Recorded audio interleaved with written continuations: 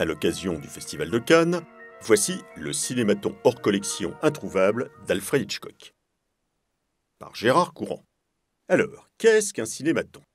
Eh bien, un cinématon, c'est ça. Un portrait filmé, muet, d'environ 3 minutes 20 secondes, en noir et blanc ou en couleur, faisant partie d'une série interminable, et en tout cas pas terminée, entamée en 1977, mais en fait peut-être un peu avant. Nous allons y venir. Une série de Gérard Courant. Qui est Gérard Courant? Eh bien, Gérard Courant est un cinéaste français, le voilà sur ses propres autocinématons. Il est né sous le signe du Sagittaire et sa filmographie se résume à peine à ce jour à 8118 films, représentant 877 heures et 22 minutes de projection. Mais comme ce total grossit tous les jours ou presque, faire un point précis de la filmographie de Gérard Courant, c'est un peu se retrouver dans la situation du peintre qui essaie de représenter une horloge avec ses aiguilles, mais il devient fou parce que ça change tout le temps. Et qui est Alfred Hitchcock? Eh bien, c'est le gros monsieur qui, justement, ici, règle une horloge. Et il se trouve que ce gros monsieur et Gérard Courant pratiquent tous les deux la bicyclette, ce qui crée des liens. Voici Gérard, voici Alfred, Gérard, Alfred encore, photographié au Festival de Cannes 1972. Ça tombe bien. Parce que, pourquoi avons-nous dit que c'est à l'occasion du Festival de Cannes que nous parlons du cinématon d'Alfred Hitchcock?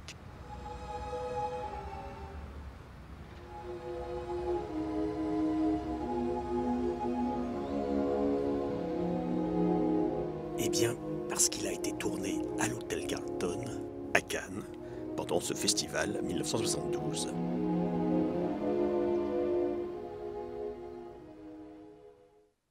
Et voilà le résultat.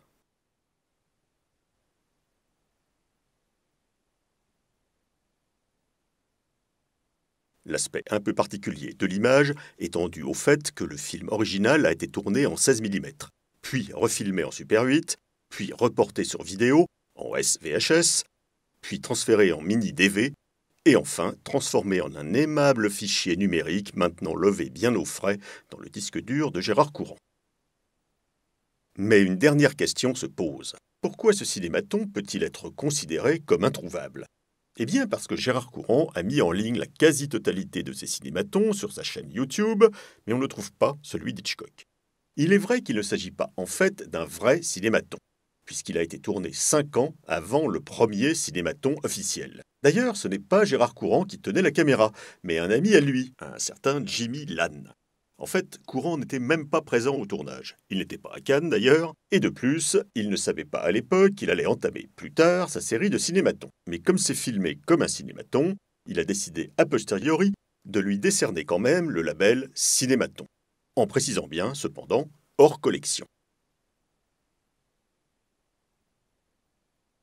Alors, en ce beau jour de mai 1972, Hitchcock venait d'arriver à Cannes, à bord du paquebot Michelangelo, parti de New York une semaine avant, et il s'apprêtait à présenter son film Frenzy, hors compétition. Or, il se trouve que l'envoyé spécial de Blow Up était sur place, et il se souvient bien avoir assisté à la projection de Frenzy, et aussi avoir proposé un petit coup de chartreuse à Alfred alors qu'il passait en limousine devant le palais des festivals. Et le service de sécurité l'avait envoyé promener. 9 ans auparavant, au Festival de Cannes 1963, Hitchcock, accompagné de Tippi Hedren, avait présenté Les Oiseaux. Blow Up n'avait pas alors d'envoyé spécial sur place, mais nous allons revenir tout de même sur Les Oiseaux. Non par amour des volatiles, mais parce qu'il se trouve que Gérard Courant en a fait une compression. Oui, parce qu'à part ses 3040 cinématons, sa filmographie comprend beaucoup d'autres choses. D'autres séries, des portraits de groupe, des cinématous, qui sont des cinématons spécial chat, des ciné-cabots, qui sont des cinématons spécial chiens, des carnets filmés, il en est à 356 épisodes, 440 heures, des portraits de couple, des lectures filmées. Il va falloir rester réveillé maintenant, absolument réveillé, volontairement. Voilà. Des inventaires filmés exhaustifs des rues de diverses villes. Et allez, quelques dizaines de courts, moyens et longs métrages ne rentrant pas dans une catégorie particulière. plus, nous y voilà, une longue série de compressions, donc dont le nombre continue de croître. César, le sculpteur, compressait des voitures, des motos, des cafetières, et tous les ans, bien qu'il ne soit plus de ce monde, il compresse des gros égos cinématographiques. Gérard Courant, lui, compresse des films, sans en perdre un seul plan. Et un film d'1h30 se retrouve durer ainsi environ 4 minutes. Oui, d'accord, du coup, pour le soulier de satin, ça a atteint 17 minutes. Et encore, il n'y avait pas la paire, comme disait De Gaulle. Toujours est-il que la première compression de Gérard Courant avait été celle d'Alphaville de Godard. Et Rohmer, Rivette, Vadim, Fritz Lang, Renoir, Christian Jacques y sont passés. Gérard Courant n'a pas manqué de se compresser lui-même, et il en est maintenant à un peu plus de 400 compressions. Mais parmi ces 400 compressions revendiquées, on ne trouve à ce jour qu'un seul film d'Hitchcock. Et ce film, c'est Les Oiseaux.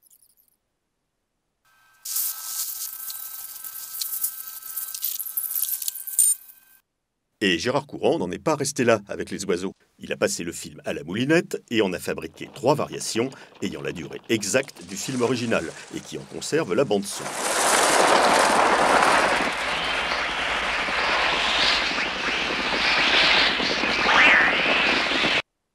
En voici quelques extraits, spécial conjonctivite.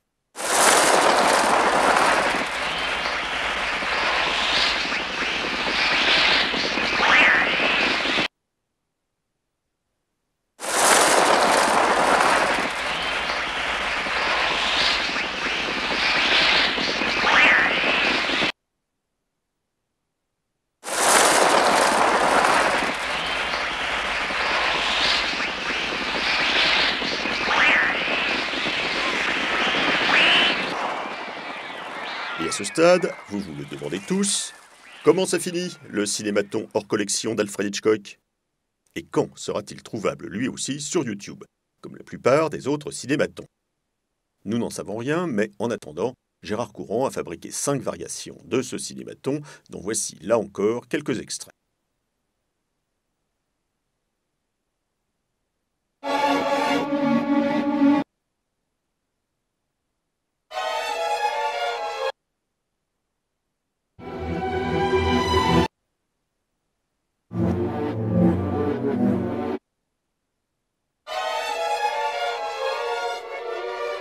Voilà.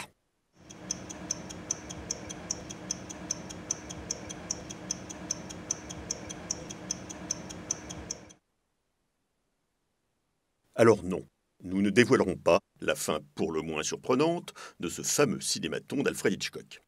Mais nous voilà soudain pris d'un doute. Voyons. Nous avons dit tout à l'heure que Gérard Courant n'était pas personnellement présent lors du tournage au Carlton, à Cannes, en 72. Et son caméraman, Jimmy Lann, un pseudonyme d'ailleurs, a complètement disparu. Alors, comment Courant peut-il être vraiment certain que c'est réellement Alfred Hitchcock que son caméraman a filmé, et qu'il ne s'agissait pas d'un imposteur? En effet, nous avons récemment découvert, dans les archives du système de vidéosurveillance du Carlton, ces images pour le moins troublantes. But I'm Alfred Hitchcock. I am. I can prove it. Sure, everybody is. I am. I insist.